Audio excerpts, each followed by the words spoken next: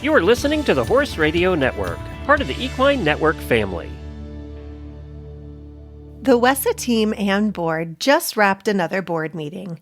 They also introduced a few new board members, including Lorinda Van Newkirk. We actually sat down with Lorinda back in 2023, so today we're bringing back that episode to reintroduce her. Let's dive in.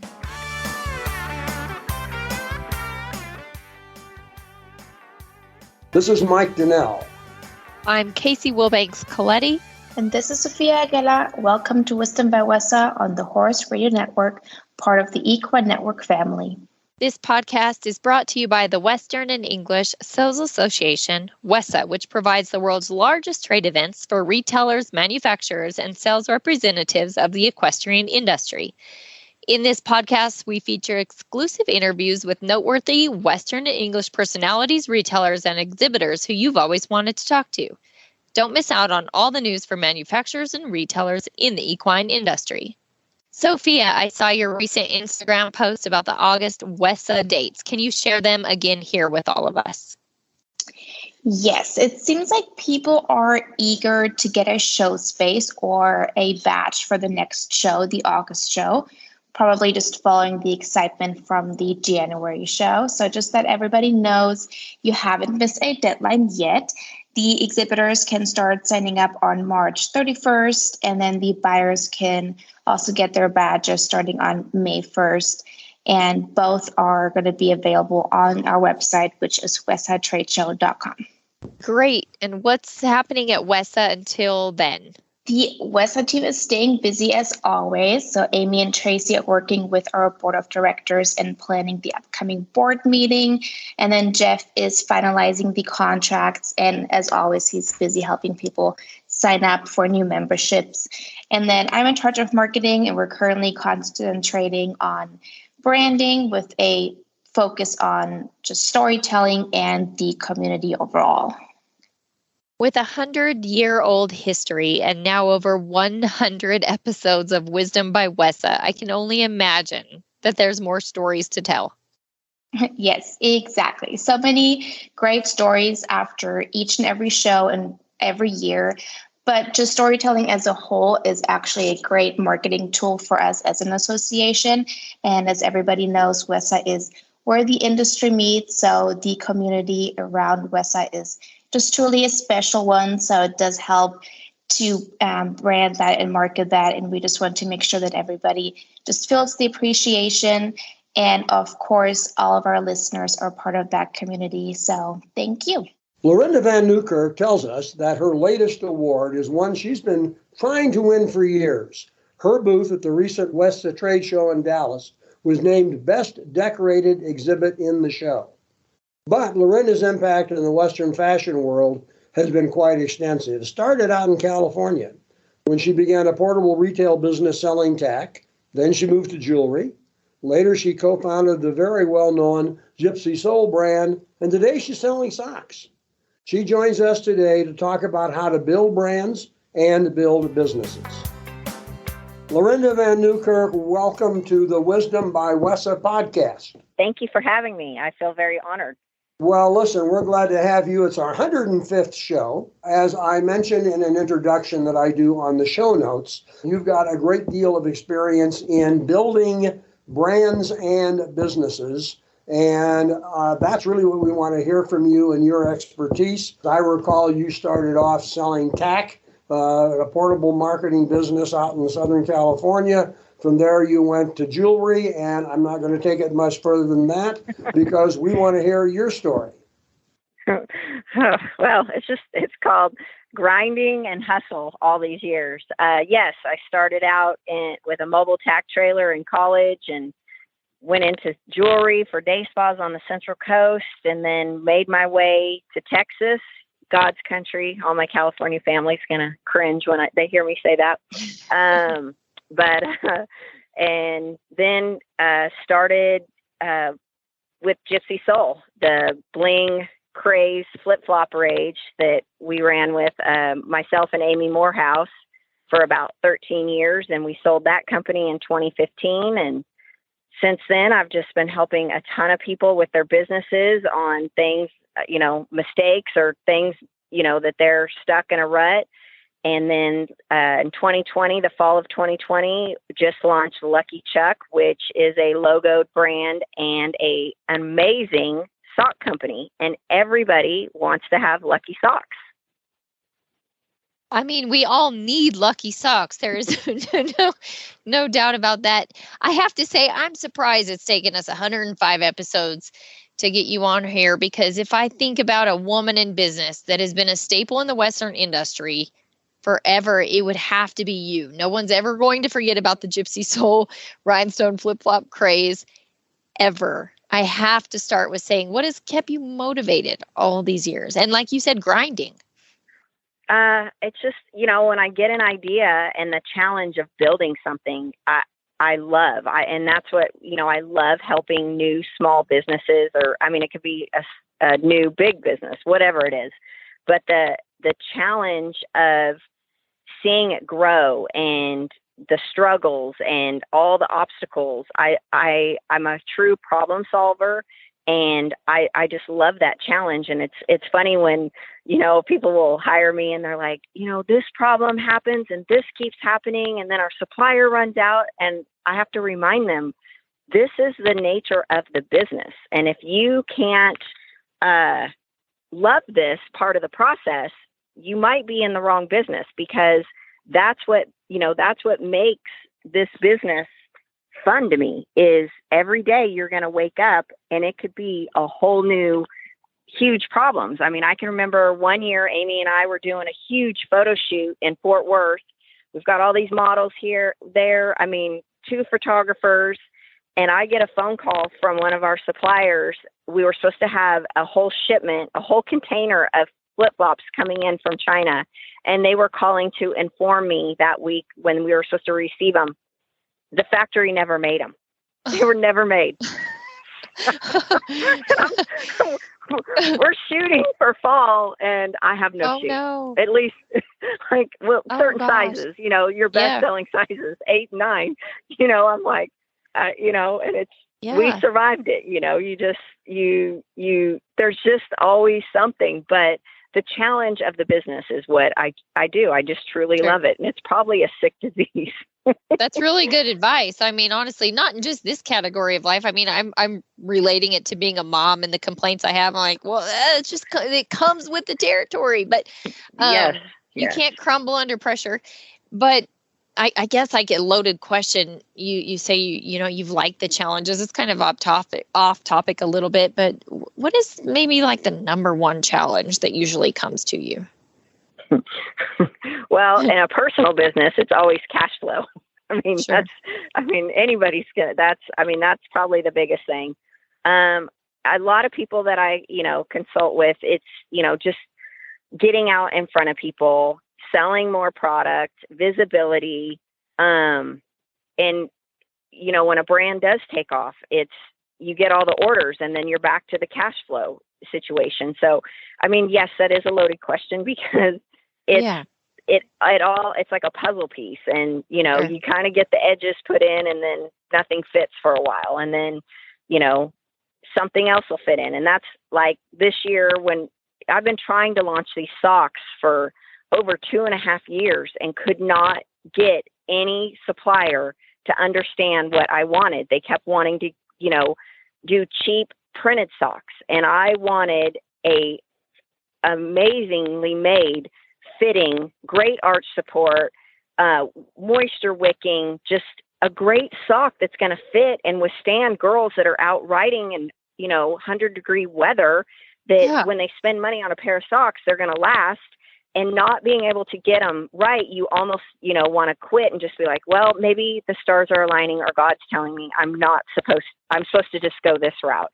And you really have to, listen to yourself, listen to your gut, and stay intuitive of what you want to do and where you want your brand to go. And so many people, those challenges, they let them waver them, or where you want to go. You want to always be able to pivot and change and use your head. But, there were so many times I just was like, well, maybe I should just do a printed sock and just be a price point. And I'm so glad I didn't, because, now I have this amazing sock. There's nothing else in the market like it that has great designs, great quotes, and it's made from hemp. So you've really got to, be true to yourself when these challenges hit you. And I feel a lot of people will let themselves waver on that.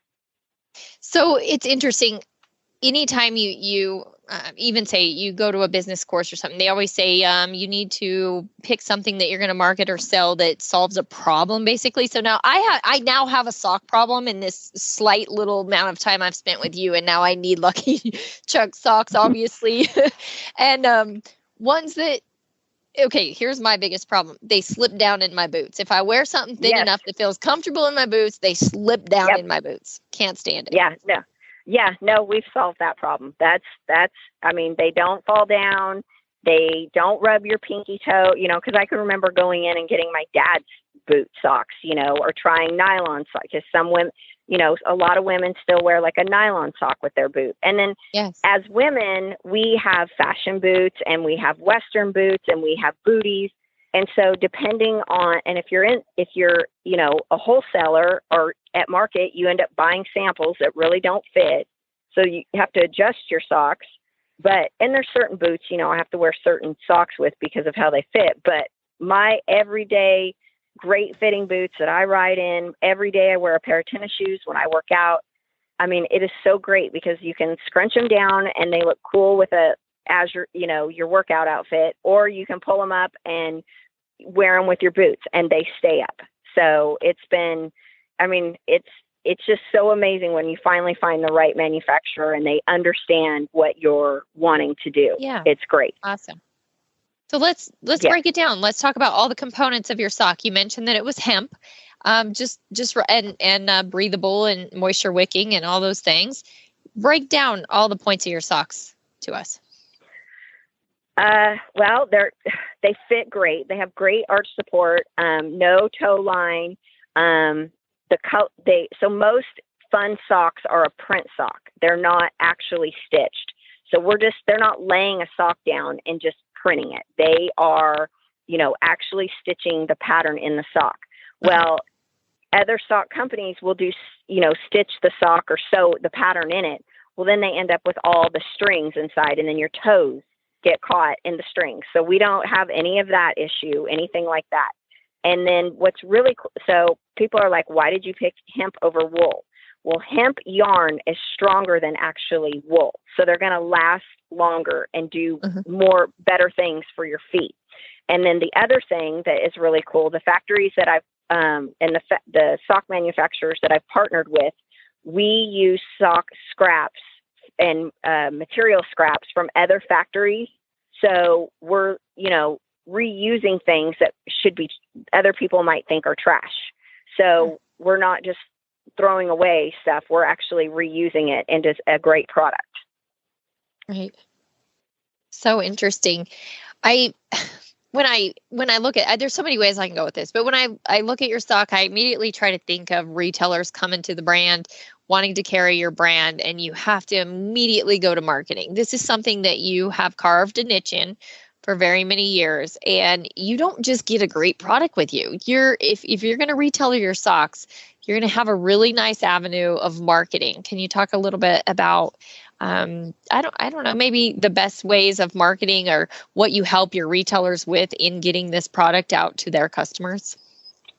So with Gypsy Soule, it was, we didn't really know, I'm kind of going to do a backstory here, but with Gypsy Soule, we didn't really realize what we were doing right in the beginning. We knew we were making a cool shoe and people liked it, but what we really tapped into, and if you can do that with a brand, is actually calling that emotion out of your people that are buying your product. And we would get letters after Gypsy Soule, we started checking at retail and people were actually getting it in.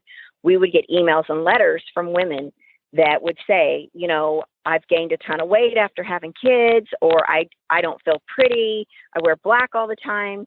But when I put on a pair of Gypsy Soule shoes and I go to the grocery store, people notice me. People talk to me. It made them feel important again.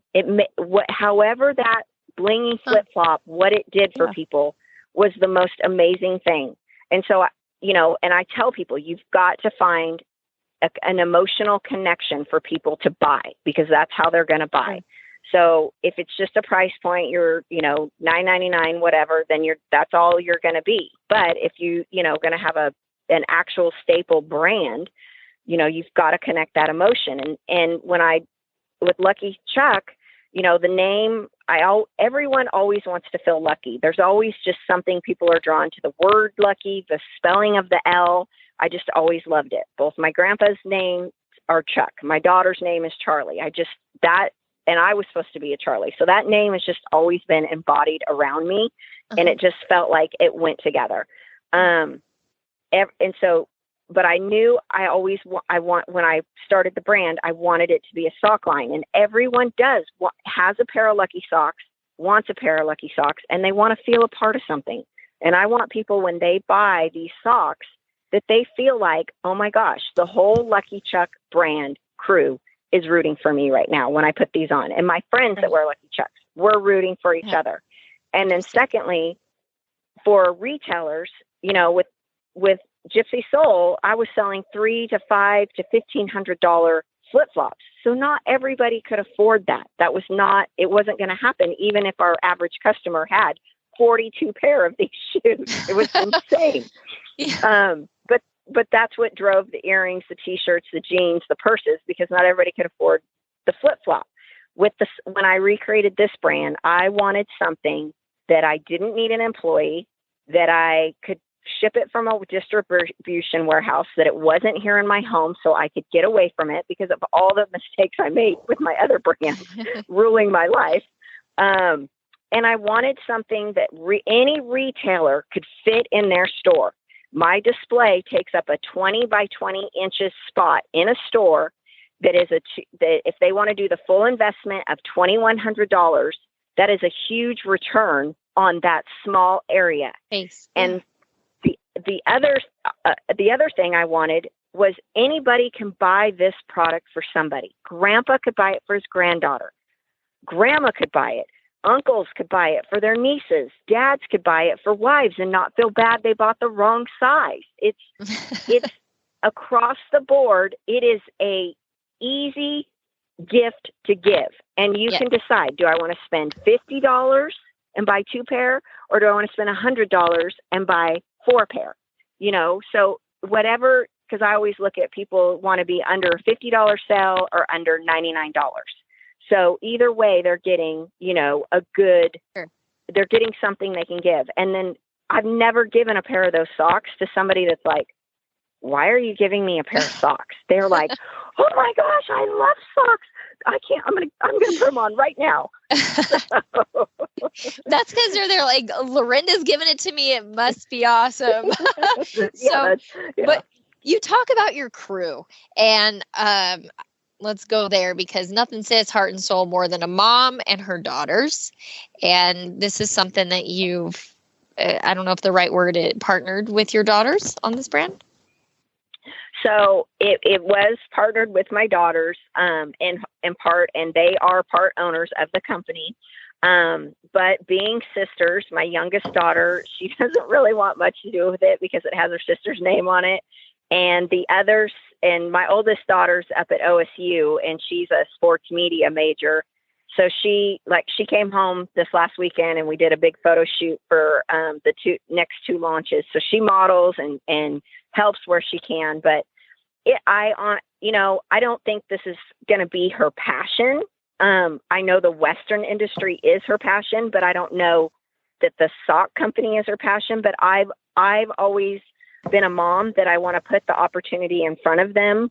They have to do their part to make money and be a part of that part.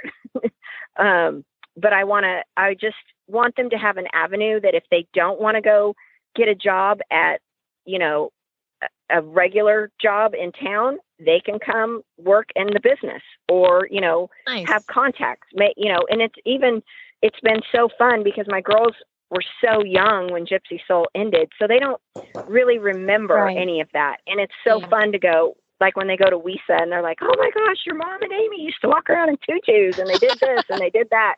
So, it's been fun for all of our friends and the people in the industry, just to have them involved in the business, it's been really great. So technically, yes, it was to work with them, but they are teenagers. Oh, I understand. Touche. The heart and inspiration is there. And besides socks, there's other things: hats, tanks, tees, sweatshirts. Yes. So more to the brand. Yes. Yeah. I went ahead when I still couldn't get the socks right. I launched the logo stuff just so the brand, the brand had some name recognition. I am shrinking that part of the business. I don't want to be a hardcore t-shirt cap brand. I will continue to do some, but not at the magnitude that I was, just a small sprinkling of hats and t-shirts, and then just full steam ahead with the socks. And it's fun teaming up with Lucky Chuck. You're known to empower women, and maybe not just women, but empower people in the Western industry, Yes. especially in the fashion sector. And I think when you mentioned this before, but being part of something, it's always easier to go in with somebody or a brand that is so passionate. It's so easy, so much easier to run with something when there's passion behind it. Yes. Yes, a reason. It's just not a dollars and cents, and that's I wanted to mention too. We are co-branding with Jody that owns Fringe Scarves, so she's another powerhouse in the industry that's been in and out of the Western industry for years. So we're doing socks that look just like her scarves, her best-selling scarves, Wild cool. Rex. Yeah, Cool. So it's been really fun to be working with her too. And timeless, right? We're always going to need socks. Yeah. We're always going to wear scarves. Scarves, they're never going to go out of style. Never. No. And not in Texas when it's cold either. Well, I mean, before we have to go, I don't want to I don't want to leave this out, but best in show. This is something you've been striving for and you got it. Oh, yeah. Yeah, that was a total shocker. So I have been trying literally my whole career at NFR, retail booths, everywhere. I have always went over and above decorating my booth and trying to win that. And one year at Dallas Market years ago, I did win it with Gypsy Soule, which was a complete shock. But I mean, it never even crossed my mind being in a showroom with somebody else that I would even be, considered. I mean, yes, I still decorated my booth as if we're all out, and I want it to feel, to be merchandised and just have that amazing feel when people are in my space, my little 10 by 10 space inside my showroom at Turquoise Haven.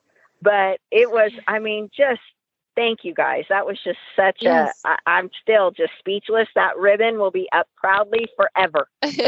So cool. Well, congratulations. Yes. They say big things come in small packages. Your socks come in a small retail space. So there's that. But right. Long-term relationship with WESA. Before we go, what has being a member of WESA meant to you? Well, it's really cool to have that there's an actual market of us Western wholesalers and how we put ourselves out there to the world and being a part of something that we all have the same goal in mind and promoting and helping each other to get retailers to come. And if we don't have that, how are we going to reach all them? And they're getting so much, people are always pounding at their door to try to sell them stuff, but we need them to come to one central place and shop and buy. And you guys be the people or the organization that says people that are with us is who you should support and buy from. And that is huge as a wholesaler. Well, on behalf of myself, Mike, Sophia, the whole WESA crew, thank you for not only joining us on the show today, being a longtime member, a wonderful brand that we are so happy, that you're a part of our association as well. And just thank you for your time, your contribution to the Western industry. And we just wish you luck moving forward. We know you're not done. Who knows what brand you may have after this or what thing you might dream up next. So I have squirrels running around in my head. I already got ideas for other stuff, but we got to stay focused right now. Socks. Thank you guys. Have a great day. Thank you. You too. The show notes and links from today's show can be found at wisdombywessa.com. And of course, we'd always want to hear your feedback. There's a contact link on that website. The Wisdom by Wessa show will be published on the 15th and 30th of every month. You can listen on most of your favorite podcast players, and you can also listen on the Horse Radio Network app on your iOS or Android phone. You just search Horse Radio Network in the App Store. It's free and super easy to use. Be sure to visit all the great shows on the Horse Radio Network at horseradionetwork.com. Thanks for listening to the Wisdom by Wessa podcast. Wessa, where the industry meets.